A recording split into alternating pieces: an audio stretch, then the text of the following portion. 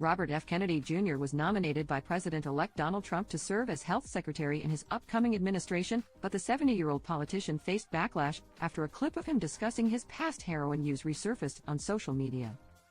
"I was at the bottom of my class, I started doing heroin, I went to the top of my class. Suddenly I could sit still and read," he said in the Sit Down for a June 2024 installment of the Sean Ryan Show podcast. Elsewhere in the interview he claimed, "I did very poorly in school until I started doing narcotics. My mind was so restless and turbulent, and I could not sit still," Kennedy Jr. explained. "I could, the teacher would be at the front of the room talking, and it would be just like noises coming out of her mouth. I was probably at some level medicating myself, but, it worked for me, and if it still worked, I'd still be doing it, but it didn't work," he added.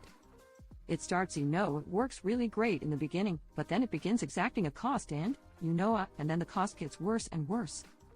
And it kills you, killed my brother, and it destroys your relationships," the politician continued.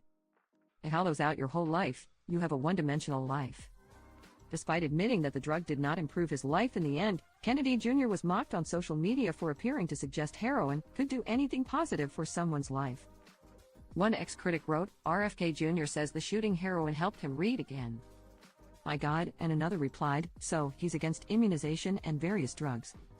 Enough to eliminate the FDA, but he will shoot up heroin?"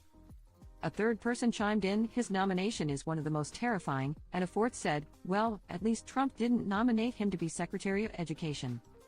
Another user added, "What a wonderful role model for the health of the nation." Kennedy Jr. has denied being anti-vaccination despite making controversial comments about a potential connection between certain vaccines and autism, as well as founding the Children's Health Defense, which has been repeatedly accused of spreading anti-vax disinformation.